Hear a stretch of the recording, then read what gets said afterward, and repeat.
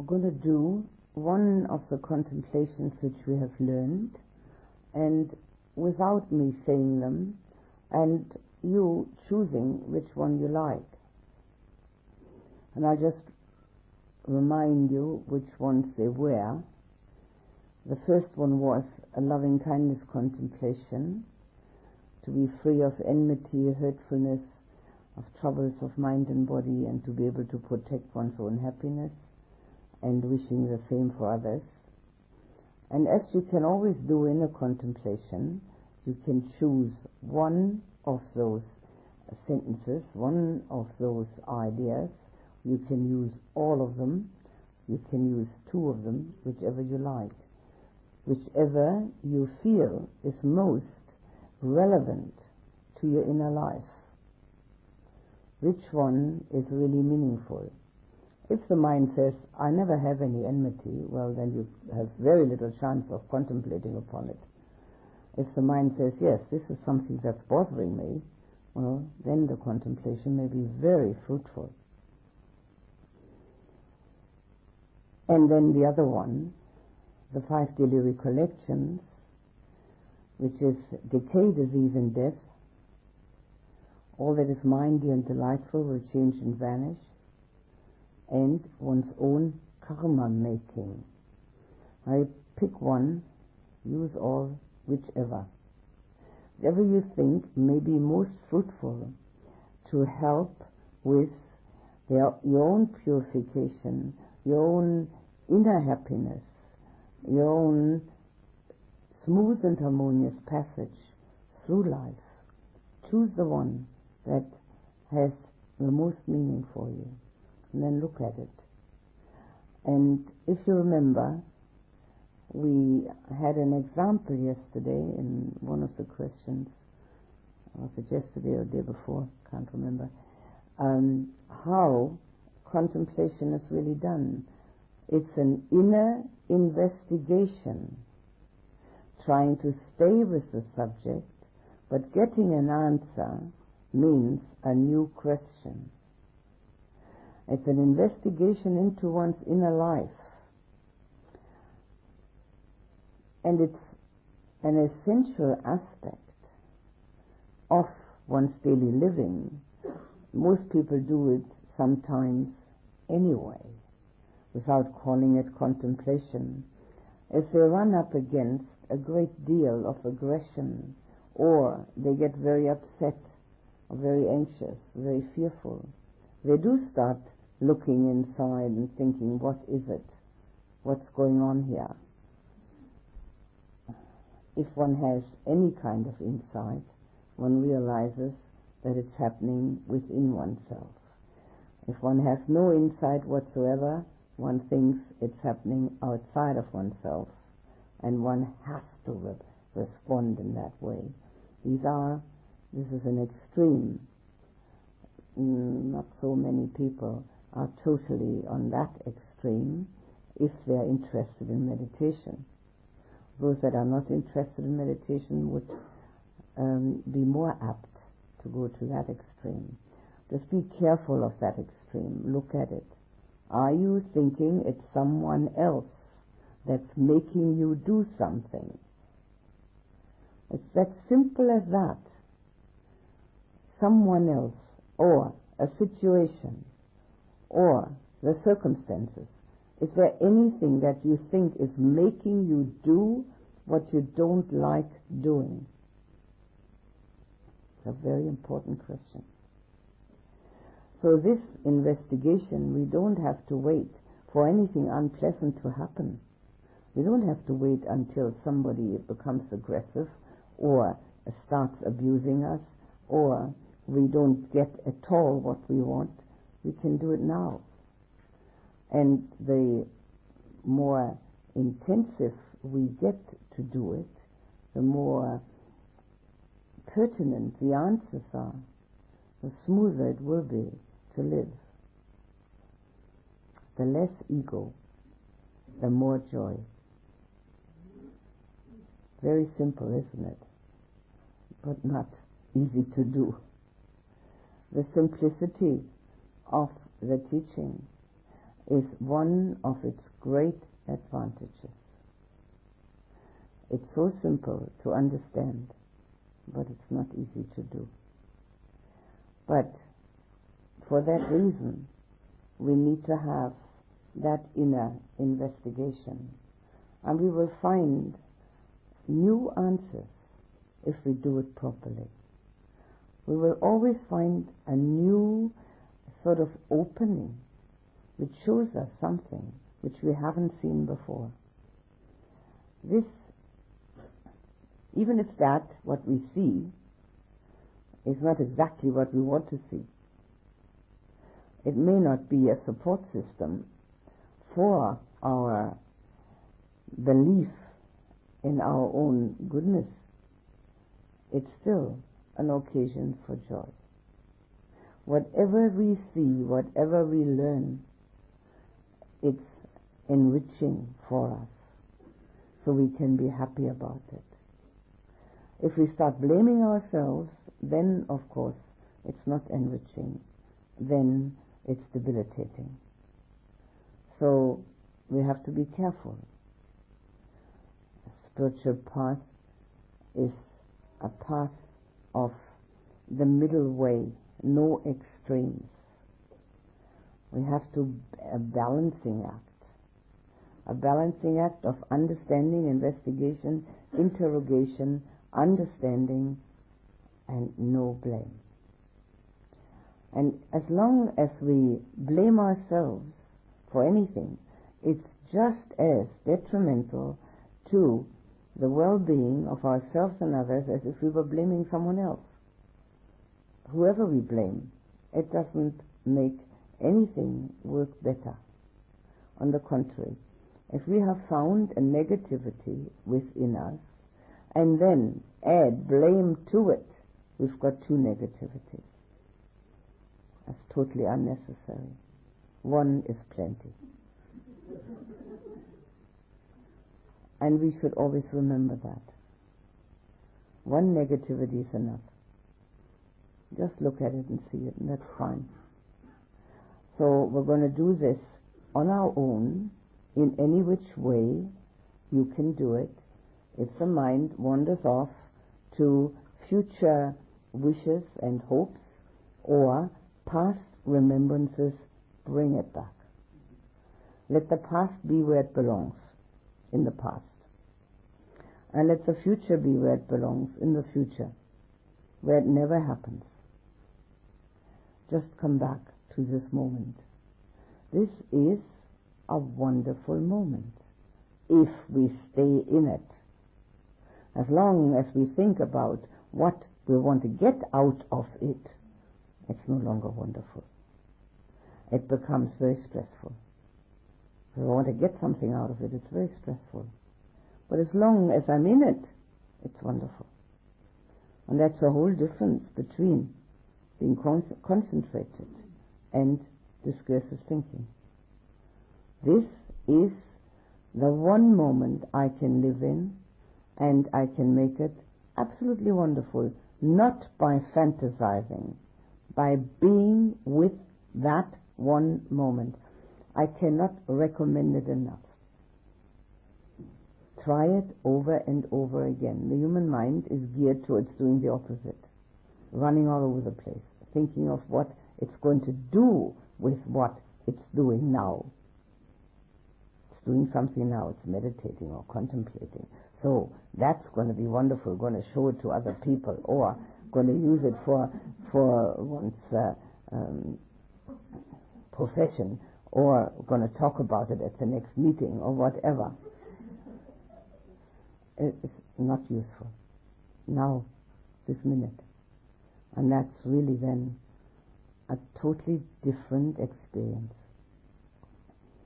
Always to start out, you can put the attention on the breath for just a moment, and then extend some loving kindness to yourself, and then choose the one of the contemplations which you feel most inclined towards. And people often ask whether Buddhism is a religion, and Then they go on to say, well, or is it a philosophy, or what is it? Well, naturally it's a religion. It's one of the 5 great world religions. And it's a state religion in Thailand, Burma, Sri Lanka.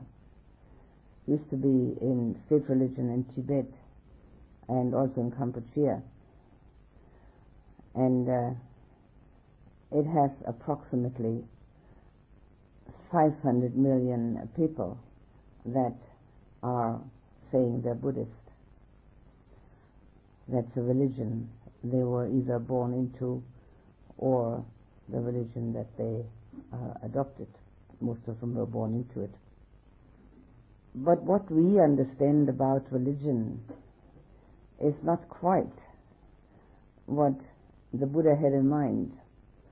And I have an inkling that most of the religion founders didn't quite have in mind what people are doing with it. I think it's a fair assumption. We have a very fortunate situation that not only can we go back to the original words of the Buddha, there are 17,500 discourses, and they're available. All of them have been translated into English.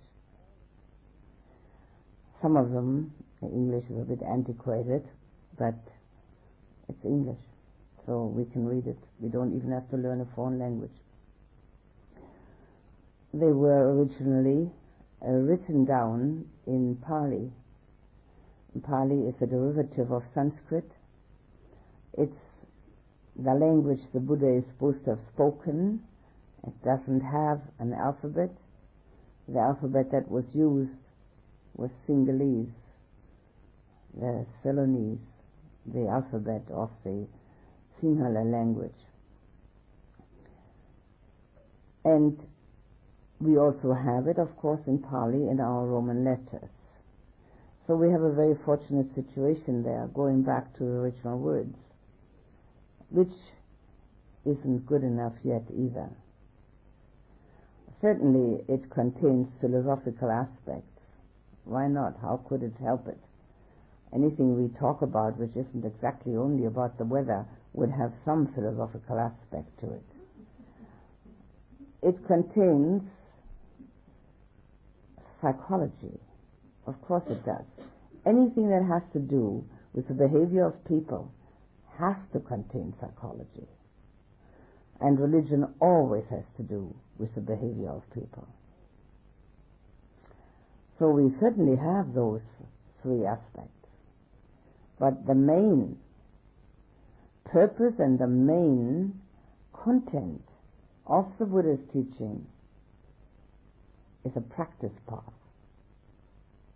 A path, an instruction, what to do and how to do it, and for what purpose. Whether we then consider it philosophy, psychology, or religion doesn't really matter. Because if we do practice for the purpose indicated by the Buddha,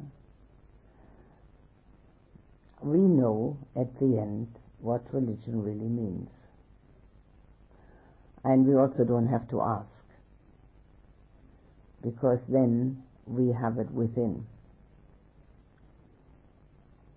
The practice path containing the guidelines of the Buddha is in short form enumerated in the Noble Eightfold Path, and shorter yet in the 3 words which I have already used several times: purification, concentration, and wisdom. The whole of the teaching is divided into those 3, contains those 3, explains them from every possible angle, over and over again, The Noble Eightfold Path contains those three, doesn't explain them, just gives instruction what to do. Should we just like to see what the Buddha said, think maybe it's very interesting, but not do it? There's no way we can understand it. None whatsoever. This is a misconception that is happening over and over again. Just because we know the language that we're reading, whichever one that may be, and just because we know the words, doesn't mean we understand. It just means that we have a superficial information which we probably forget as quickly as we've taken it in. But what we practice and then experience, we don't forget. There's no way we can forget it, because it becomes second nature. And this is actually what we're trying to do, have second nature. The first one wasn't all that satisfactory. We'll get a second one. And all of the guidance and the instructions which we can find, all the instructions, all the guidelines that I have mentioned here, each one is for practice. But also, it's interesting to know, at least on an informative level, what's the purpose of it all. Certainly the purpose is to have more peace and joy in the heart, but that is only an intermediate step. It works, but it's not the entire goal. The purpose of any practice that we do, and I should like to mention that that is the purpose of any spiritual practice, whether it's being explained or not, is to get rid of the illusion of a separate self. That's the purpose of the practice. That is a feeling and not an intellectual understanding. So we have to do every step on the way, particularly because the illusion of the separate self is so deeply embedded that while we may understand that intellectually and agree with it, and even that's not that easy, people often find that difficult. But even if we have gone past that first hurdle and agree with it and don't mind the idea that there's no separate self, it's so deeply embedded that we really have to dig out the roots with which it has made its home within our heart and mind. Those roots are like tap roots. We can't just pull a little and then that whole edifice will come out. It's quite a deep and intensive practice. And that's why, if we really want to meditate, if that's an idea we have in mind, I would like to meditate, we can't do it on its own. It's got to have all the other things which we're talking about as support systems. The stronger the ego illusion is, the less we'll meditate. Ego is in the way. It wants to think it wants to discuss, it wants to fantasize, to plan, to hope, and mainly it wants to have support.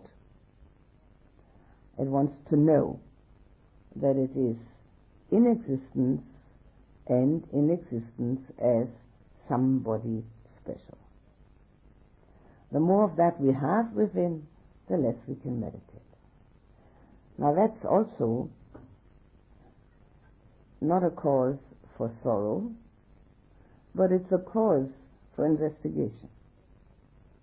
If we really investigate our distractions and inquire into them, we will find invariably it's me distracting.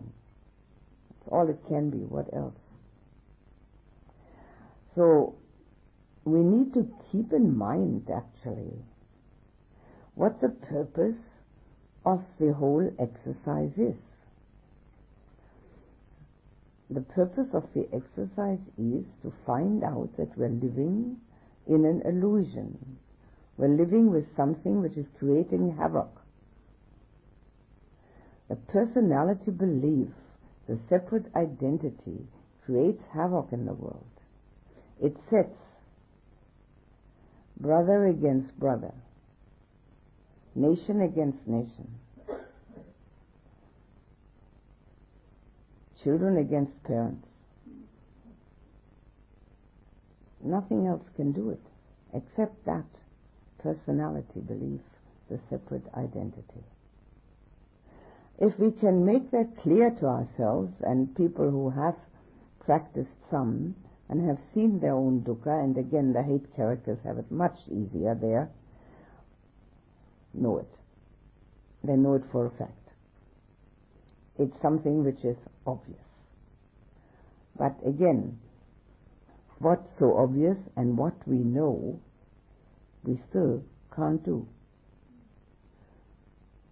Again, no cause for sorrow, but it should be a cause for what is called in Pali samvega, urgency. Let's get on with it. Let's do it now. There is no other time except now. This is also another human fallacy to think, well, there's plenty of time, do it some other time. And all of a sudden one finds there is no other time. This is the time to do it.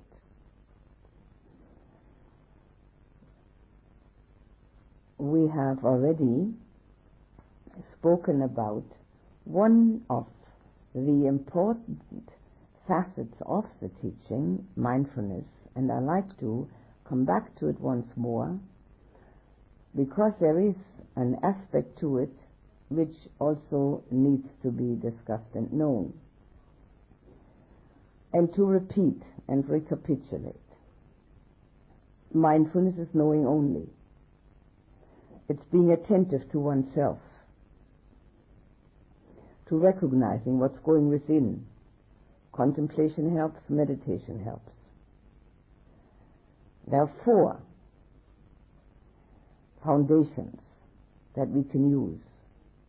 1 is body, 3 are mind. I've already mentioned what we do with body mindfulness, just as a reminder. Outside of meditation, body mindfulness. Obviously, it's also being careful and having regard for others. Because if we're mindful, we don't slam doors. And we don't disturb anyone because we are trying to be careful. So we have regard for others.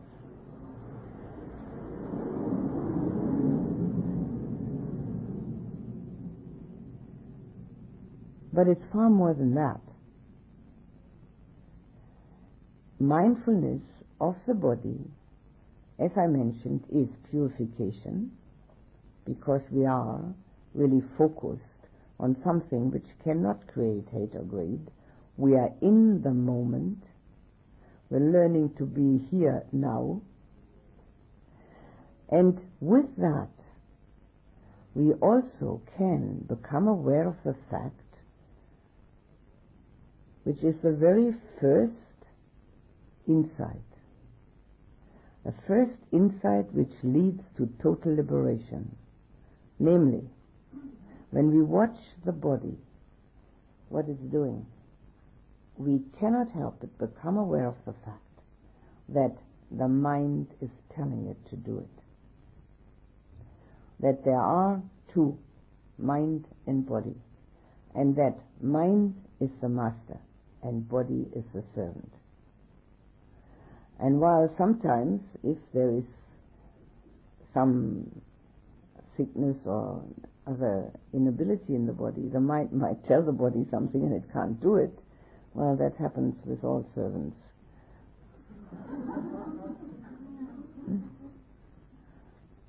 So, this particular understanding has to be embedded completely and utterly. Because otherwise, we'll forget, why did we want to meditate? Why should I meditate? It's very uncomfortable. I don't really want to do it. While we're here, you're being reminded. Out there, you're going to be reminded of innumerable other things, quite different from meditating.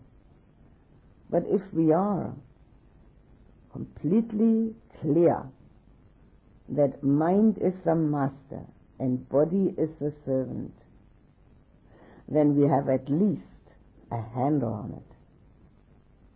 Everything else is fantasy. Just watch it. Could your body ever have appeared here, in this meditation hall, in Germany, if your mind hadn't said, now come on, let's go there?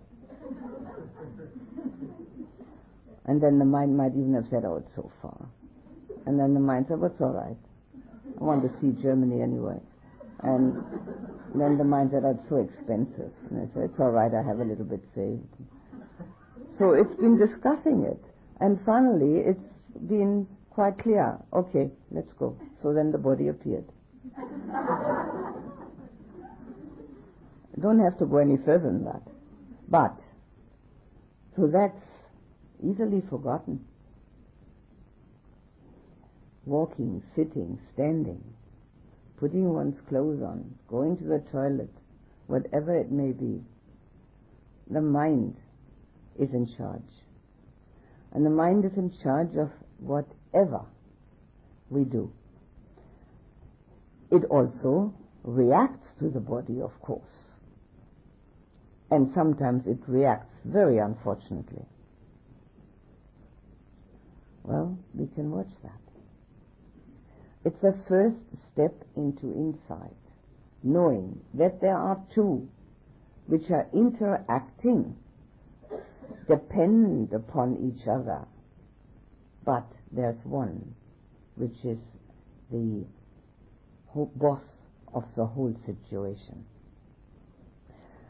Now we are, of course, quite able to look after the body, most people are, and we should, because if we don't look after a servant, it's not a very loving situation, and also could cause quite a lot of trouble. But if we constantly only look after the servant and forget that there is a boss also, a master, and take him, her for granted, what kind of an outfit do we have? One where only the servant is important and does what it likes. And the boss has to react to that. So that's not a very wonderful situation. So if we can remember that, we might remember why we're meditating. We're meditating in order to strengthen the one who's in charge. We're meditating in order to bring peace to the one who is in charge, meditating to bring strength and some clarity, because only what's clear in our own minds is what we can do. Everything else other people do. What we can do has got to be clear to us. So mindfulness of the body brings that with it as a first step. But please don't take my words for granted and say, oh yes, that's the way it is. Or doubt them and say, no, that's not the way it is. Try it out yourself. Become aware of it. It's so simple. You sit on the pillow and the mind says, oh yes, it's time to get up. Now try it. Let the mind say, no, I'm going to sit here. What are you going to do? Of course, the last instruction is the one the body has to obey. So then you say, oh well, that's silly, let's get up. So then get up. There's no other way we can do it. But please, do it yourself. The Buddha didn't want anyone to believe anything. But of course he didn't also appreciate disbelief, which is skeptical doubt. But what he appreciated very much was people trying it out and seeing for themselves. And when we find out who's in charge of all this, all our mind moments will become far more careful of them. And we become more careful also about the karma we make in the mind. So the whole thing works together, and we can see how it operates in a human being. Now this mindfulness of the body, in the meditation we have discussed, outside of meditation, as much as you can remember to do it, because it also prepares one to sit down in peace. The second one, the mindfulness of our feelings, which is feelings and emotions. We did that yesterday with the part-by-part meditation technique. But of course, it also enters into the understanding and the labeling, the content of mind, which is number 4. Now there's number 3, which I haven't mentioned yet. And number 3 is a little harder to become aware of. It's a more subtle and very useful, of course, if we can become aware. It's becoming aware of the underlying mood that one actually operates with most of the time. And there are 2 kinds that are most prevalent. Some people operate with an underlying mood of negativity, dislike, worry, dislike of themselves, dislike of others, rejection, resistance, fear. It's an underlying mood. And if one knows that and recognizes how debilitating that is, one would, of course, try to do something about it. Most people don't recognize it. They just think that because that mood is there, they think naturally, they think in those ways, in those negative ways, and find a justification for it. And nothing changes. It just remains that way. It's a certain entry into unhappiness. There's nothing more certain than being unhappy about that. People get so used to it that they use that unhappiness as an ego support system. Look at me, how unhappy I am. Or look at me, how difficult I've got it. if we say that often enough to the same people, they'll probably get pretty bored by that. Then there's another possibility of an underlying mood, and that's joyous and positive. Of course, there are all sorts of moods in between. Now, that person that has a joyous and positive underlying mood is much easier to deal with, is much happier, and has it much more difficult to see that this underlying mood of joyousness and happiness is actually dependent upon greed. It's much more difficult to see. It takes time. And our greed does not have to be just materiality. It always does sort of overflow into that also. But it has all sorts of facets of things we want, of ways we would like things to happen. So it's a much more difficult understanding, and it's easier to live with, there's no doubt about it. And because it's easier to live with, people who do have that as an underlying mood very often think they don't need any of this spiritual practice. They're all right. Well, as a matter of fact, we're all right. Except we often don't know it. So both sides are, of course, extremely important to find out what's the underlying mood I operate from. The underlying mood I operate from could also be fogginess, total inability to see clearly. That's also possible. And then, of course, it could be a mixture. It could be a mixture of the joyousness and the negativity. It can be anything. But in order to do anything about it, to become aware of it, is the first step. And then, when we do become aware of that underlying mood, we need not respond to it with our thoughts, speech, and action, but change it right then and there.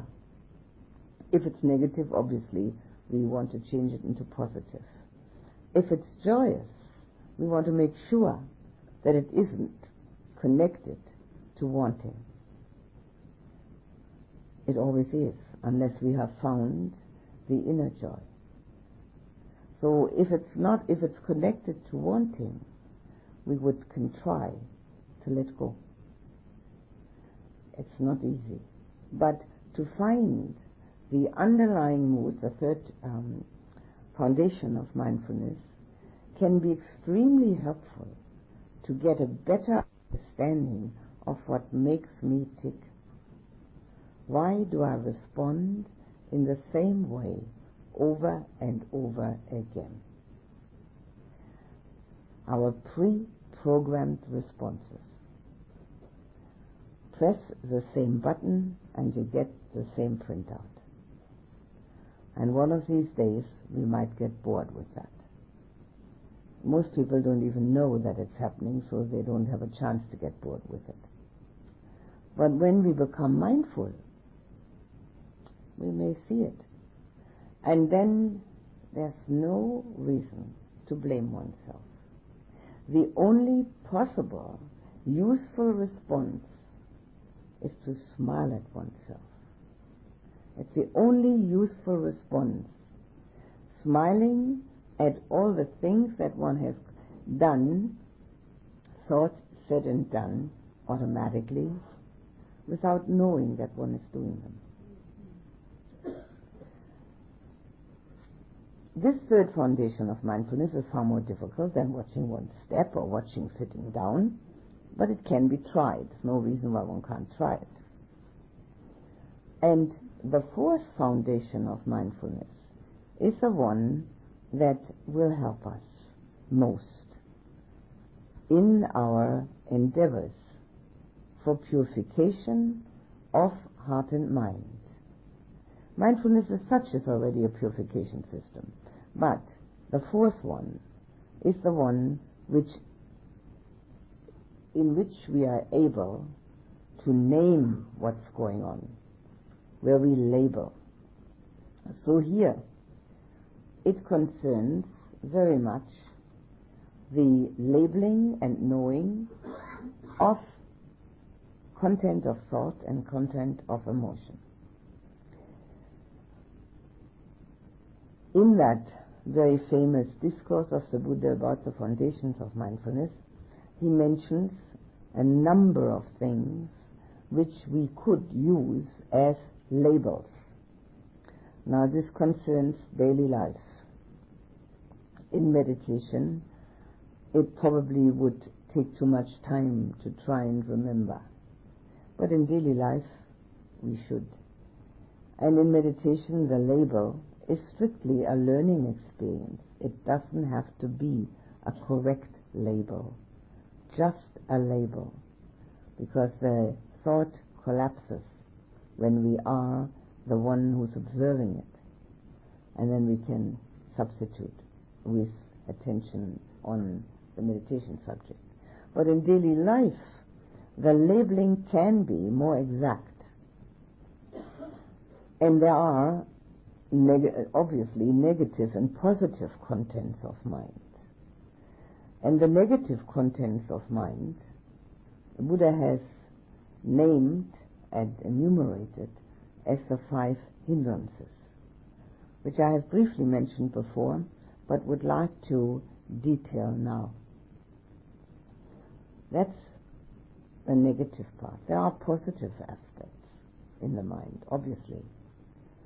And the one which would take pride of place would be the 7 factors of enlightenment. But let's talk about our 5 hindrances first. We'll get to the 7 factors of enlightenment, maybe. The 5 hindrances are titles, like titles of chapters, in which a lot of our responses are embedded. And these 5 titles are not difficult to remember. If we do remember those 5, it's very helpful. They are, so to say, enemies to our inner peace. And if we know the names and the shape and the whole makeup of an enemy, it's much easier to not allow that enemy to come in. If we don't even know the name, don't even know what that enemy looks like, and maybe don't even know that that's an enemy, let him in all the time. And if we do, of course, place havoc with our inner household. Playing havoc with our inner household, most people have experienced it. Some people, it's been quite immense, others just barely, but we do know what that means. So allowing an enemy in who has no other intention than to play havoc within us is foolishness. The first helpfulness there is to know the name. Somebody comes to the door and tells us a name and we know this is an enemy, we may be much more capable of saying, no entrance. We also need to know, of course, the looks. What's he look like? What's he feel like in this case? When we know what he feels like, we have an even stronger case for saying, sorry, no entry here. So then, the names. The first one is called the desire for sensual gratification. And that is just a more elaborate expression for the word greed. Greed, or even for the word craving. These are all words, concepts. We have to know what it feels like. Now this desire for sensual gratification, the Buddha compared that to being in debt. If we owe money to the bank, we have to go there every month or send something every month with interest. And if we're lucky, we finish doing that before we die. With this, we are in debt to our sense contacts. We have to get a new one if we want to gratify that desire. So we have to find another thing that looks nice, sounds nice, tastes nice, nice touch, smells good, or that we can fantasize enough so that we have nice ideas. And being finished one, and it doesn't take a whole month like our bank payments usually do, it takes moments. And then that particular sense contact is finished, and we got to go and get a new one. For people who have made good karma, and those who come to meditation courses must have made good karma. For those who have made good karma, there are numerous pleasant sense contacts.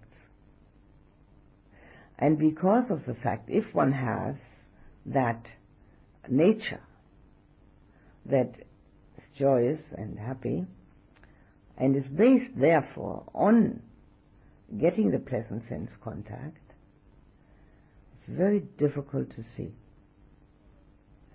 It's a difficulty which prevents one from seeing dukkha. That's why the Buddha said it's like being in debt. It's not very good to be in debt, although in some societies it's a matter of course. But we have to pay interest, and the interest mounts. That which is satisfactory at one stage does not remain satisfactory. And getting a new one all the time occupies time and energy, and also contains anxiety. Because anxiety is, am I going to get it? Whatever it is, I've made up my mind I'd like. And having got it, can I keep it? And it's a foregone conclusion, we can't. We can't keep looking, hearing, tasting, touching, smelling, and thinking the same thing, be it ever so pleasant. Having done it, it disappears, and we have to do it over again. And most likely, the one that was very satisfactory the first time needs to be increased in order to be satisfactory the second time. There are certain restrictions we put on ourselves so that we don't become totally indulgent, which is quite sensible, but yet the world offers innumerable sense contacts. There's no end to them. And if we believe or try to find our inner fulfillment through them, we are totally missing reality. There's no way we can be fulfilled by them. First of all, not only that they have to be repeated all the time, but also their nature of coming from outside into us prevents that solid rock of peace and joy that we actually carry within to be noticeable. We're waiting for things to come from outside. That does not mean that we can't have them. It just means that they're not fulfilling, that in essence they're as much dukkha as the unpleasant ones. They produce anxiety, they use up time and energy, and they are not fulfilling. The Buddha compared them to a little lake in which many colors have been thrown. Once we get really desirous of some particular sensual contact, we can no longer see our likeness, because the water does not give our likeness. It's full of color. The world is full of color. The world is full of attractions, glittering in all directions and dimensions, and in essence it's fool's gold. It glitters, but it has no value. If we take it to an assayer, he won't give us a penny for it. It's worthless. Again, that doesn't mean that we're not going to have pleasant sense contacts. But if we find within ourselves that which we all carry, and which is independent joy, one of the things that happens is that we will no longer spend so much time and energy for pleasant sense contacts. They're not on the top of the list of our priorities. Secondly, we'll be grateful for them. We won't take them for granted, or, even worse, expect them because we think that they are our birthright. Happens also very often. If we think they are our birthright, we get irate at people who stand in our way. Irate at people that may not comply with the pleasant sense contact, may not be flattering, may tell us to do something which might be difficult, whatever. So none of that will have any effect then. We have the pleasant sense contacts, and because we're not looking for them, nor trying to keep them, they have a much more effective quality. They are more meaningful, and we can be grateful for them.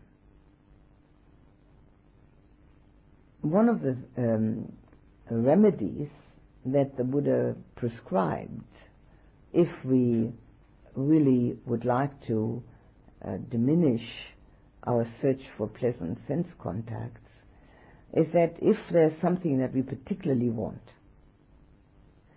to analyze it, to take it apart and see, what is it that I want?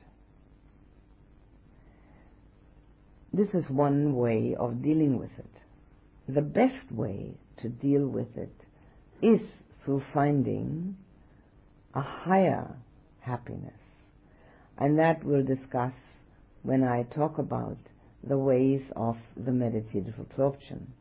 Because you might remember, or not, doesn't matter, that the lowest happiness was, the one I mentioned was sense contact. The second one, educating one's heart to be loving and compassionate. And then the third one will be the meditative absorptions. So, of course, if we substitute the higher happiness for the lower, we have already taken a great step in our spiritual development. So sense contact actually has as a next step a higher happiness, the development of love and compassion within, and then the meditative absorptions. But when we use the fourth foundation of mindfulness, and even the third one, the mood, or the content of mind, and we recognize that this is desire for sensual gratification, it brings clarity to the mind. Because we can gratify that desire through thinking. If we're not disturbed by anything outside, we can think up fairy tales. The world is full of fairy tales. And it's quite pleasant to think up fairy tales. Fairy tales of what it's like in heaven. Fairy tales of what one could be if one wasn't. Or what one has been when one was. All sorts of fairy tales. Anybody can do it. One doesn't even have to be visual about it. You just have to be verbal about it. Recognizing that as the first hindrance will help to use this pathway for inner clarity. And inner clarity means that we have an understanding of why we're doing what we're doing, namely, to get rid of the illusion of separate person, separate self.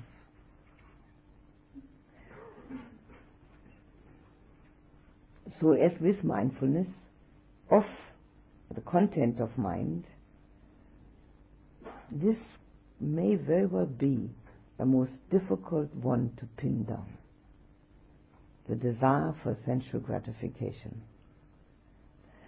It's pretty easy to find out that one is angry. But to find out that what one is making up or doing or hoping to do is based on greed and craving, not easy. But again, recognition, no blame, change. Never blame. That's the way we are. The Buddha gave these names and words 2,500 years ago. We are often inclined to think that we're living in an age which is particularly difficult. Well, it has its own difficulties, certainly. But basically, the same thing happened 2,500 years ago. Otherwise, he wouldn't have been able to name it and elucidate it in the way which is useful for us today. The second one of the hindrances is called ill will. You can call it hate, you can call it anger, you can call it anything you like, but ill will is its traditional name. It's actually a very nice word in English. Ill is sick, wanting some sick thing. Ill will. The Buddha compared it to a bilious disease. So he actually did compare it to a disease. And it's like the bile coming up. Now, if anybody's ever had that, knows it's awful, the bile coming up. But I was going to see if anybody's been angry, but it's a silly statement. When we have been angry, we know how unpleasant that is. And we may not have compared it to a bilious disease, to the bile coming up, but it's not a pleasant thing to be. Now, some people get angry far more easily than others because they have an underlying mood of rejection, resistance, dislike, fear, anxiety, all those negativities, so they get angry more easily. Others, it takes a much longer time to get angry. They've also maybe developed their patience a little better. And again, the most unfortunate aspect of anger is the mistaken idea that it's somebody else's fault. We couldn't be angry if we didn't have it within us. It doesn't matter what somebody else is doing. The formula for that is, don't blame the trigger. The triggers in this world are so innumerable. There are triggers everywhere. And they all come through our senses, of course. What we see, hear, taste, touch, smell, and think. And then the mind telling stories about it. And most of those stories that an unenlightened mind tells about those sense contacts, no, not most, all of the stories that an unenlightened mind tells about those sense contacts, they're all wrong. Each one. Because they're all based on the ego illusion. Buddha gave a discourse on that. It's called the Brahmajala Sutta, the first one of the long discourses, in which he has 62 headings of all the opinions and views that mankind can have. And each one is wrong. Wrong in an absolute sense, because they're all concerned with me. Now, obviously, on a relative basis, in a relative reality,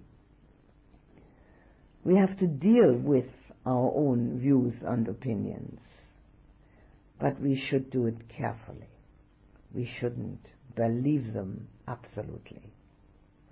We should check them out to see whether they are loving, helpful, caring and concerned, or whether they're ego-centered, disliking, rejecting. If they are the latter, one can be sure they're wrong. If they're the first one, at least they don't do any harm. In fact, they can bring happiness. But on the basis of the way we think, none of them can be absolutely right. That's why we should make that distinction. And look at our views and opinions with great discernment and discrimination, and not believe them outright. Particularly, of course, this applies to the fact when they are negative. And when somebody else is supposed to have done something. Somebody else is supposed to have done something, you can be quite sure the view on that is totally wrong. Whatever the other person is doing, it's their karma. And the way we see it from our ego standpoint is only whether it's supporting all the wishes we have or whether it's not. Support system for our wishes is a support system for our ego. Naturally, we all got the ego. But if we can only find out that it's a troublemaker, we've already done a great step into insight. And then we will know that it's constantly bothering us, all the time, no matter what, except when we're totally concentrated in meditation. Then it gets a holiday. And that's why it feels wonderful when you get concentrated in meditation. The I, the ego, is having a holiday. It's short-lived, of course, but at least it's something. It's taking time out. One of the ways it's taking a holiday also, at least a partial holiday, is when we're concerned with loving and helping others. It also feels nice, because the ego is not on the top of the list. So when we are mindful of what's going on within us, and we label and we become aware of ill will, negativity, the first thing to do is not to blame. The second thing we can do is investigate. Why am I angry? Why am I having ill will? Why am I blaming?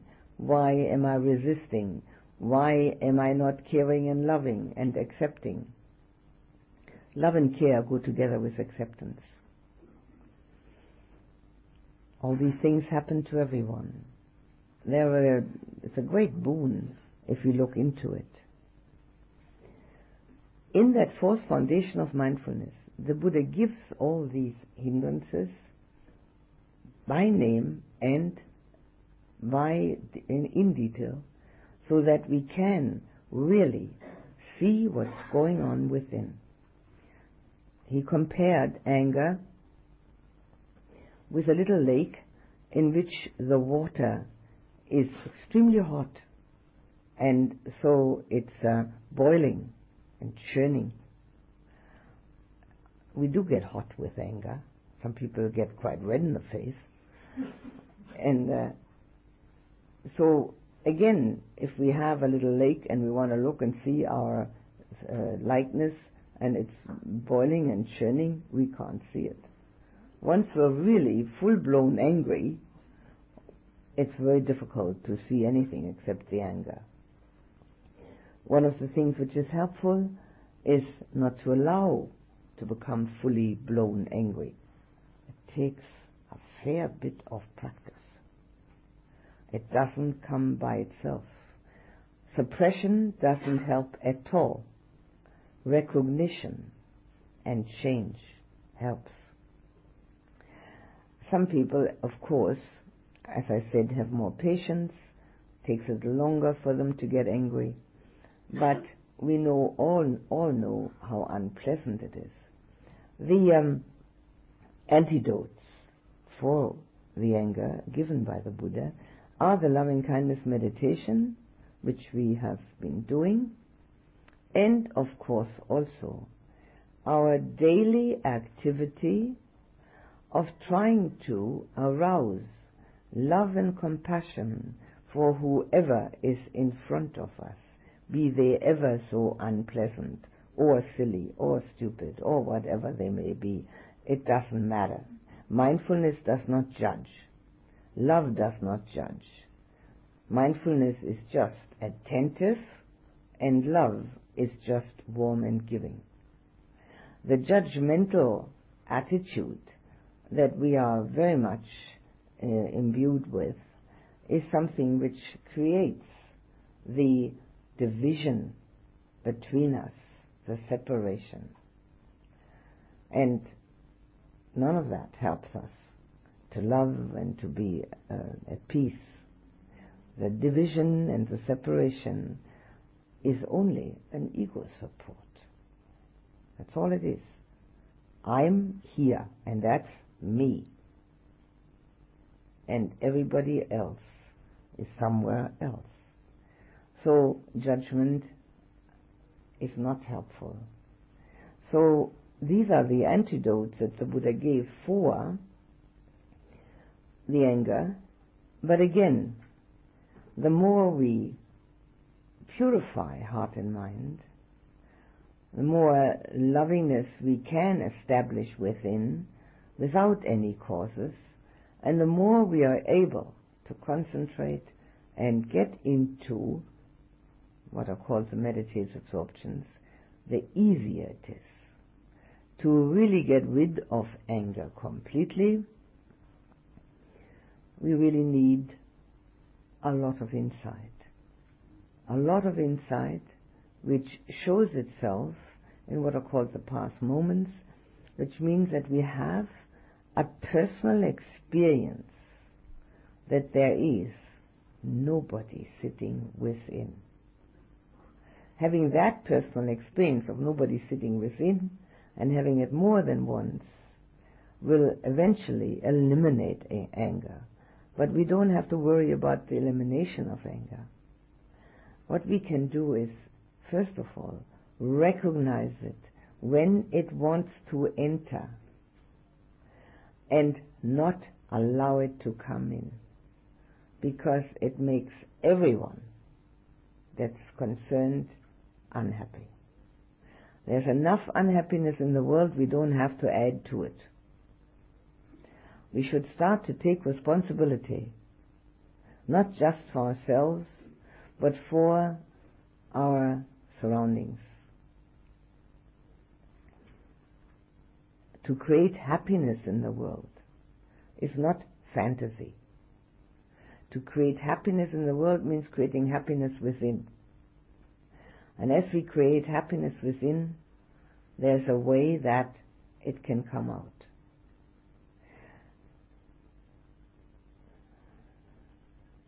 I've only got as 5 number 2 out of 5. We'll talk about the other 3 at another time. We can't throw a spanner in the works here.